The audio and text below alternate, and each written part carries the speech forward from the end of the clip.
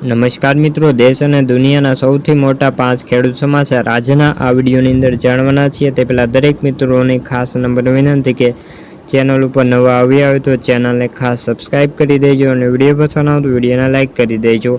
તો મિત્રો, સૌ પ્રથમ સમાચાર છે કે ચોમાસાની તારીખ જાહેર થઈ ગઈ છે અને આ વર્ષે ચોમાસું નબળું રહેશે. છેલ્લા 1 મહિનાથી વાતાવરણમાં સતત બદલાવ જોવા મળી રહ્યો છે. આ બદલાવના કારણે ખેડૂતોમાં ભારે નુકસાન થઈ રહ્યું છે. હવે અંબાલાલ પટેલે આ વર્ષે ચોમાસાને લઈને એક મહત્વપૂર્ણ આગાહી કરી છે અને આ આગાહી આપણે જાણીએ તો ચોમાસું ક્યારથી શરૂ થશે. આ તારીખથી ચોમાસા અંગે પ્રારંભ થશે, એટલે કે 5 થી લઈને 8 જૂન વચ્ચે ચોમાસું થશે પ્રારંભ, જેમાં ગંગા યમુનાના મેદાનો તપે ભારતમાં ચોમાસું સારું જોવા મળશે. શું આ વર્ષે ચોમાસું નબળું રહેશે? ભારતીય હવામાન વિભાગ દ્વારા IMD દ્વારા વર્ષ 2026ના દક્ષિણ પશ્ચિમ ચોમાસા અંગે મોન્સૂનને લઈને સત્તાવાર પૂર્વાનુમાન જાહેર કર્યું છે. આ રિપોર્ટ મુજબ ચાલુ દેશની અંદર ચોમાસું નબળું એટલે સામાન્ય રહેવાની પ્રબળ શક્યતા છે, જેની સીધી અસર ખેતીના અર્થતંત્ર પર પડી શકે છે. ત્યારબાદના સમાચાર, ધોરણ 3 થી 8માં મોટા ફેરફાર. રાજ્ય શિક્ષણ વિભાગ દ્વારા પરિણામ પત્રક પદ્ધતિમાં હવે ફેરફાર કરવામાં આવ્યો છે.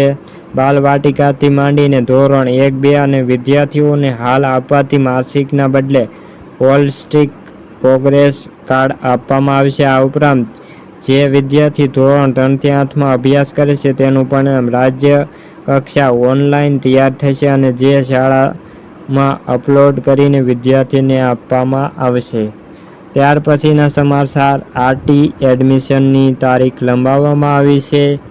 Right to education and RT અંતર્ગત ગુજરાતની ખાનગી સ્કૂલમાં ફક્ત પ્રવેશ મેળવવા માટે ઓનલાઈન ફોર્મ ભરવાની મુદત 17 એપ્રિલના રોજ પૂર્ણ થઈ હતી, જેના પગલે હવે વાલીઓમાં હિત માટે રાજ્ય સરકાર દ્વારા ખૂબ જ મહત્વપૂર્ણ નિર્ણય લેવામાં આવ્યો છે, જેની અંદર RT અંતર્ગત પ્રવેશ મેળવવાની તારીખ હવે લંબાવવામાં આવી છે.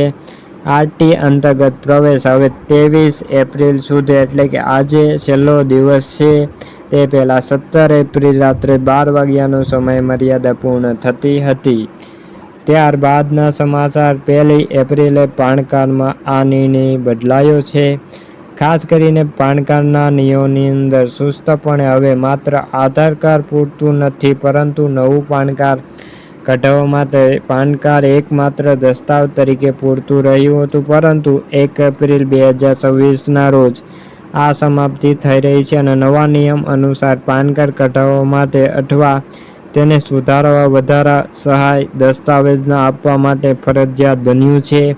આ પગલાં હેતુ પાન કાર્ડ મેળવવાની પ્રક્રિયા વધુ સુરક્ષિત અને પારદર્શક બનાવવામાં આવી છે. ત્યારબાદના સમાચાર, મહિલાઓને મળશે 7,000 રૂપિયાની સહાય.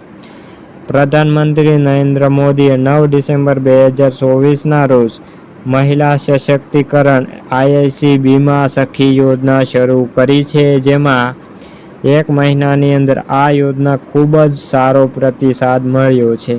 છેલ્લા 1 મહિનાની અંદર 50,000થી વધુ મહિલાએ આ યોજનામાં પોતાનું નામ નોંધાવ્યું છે.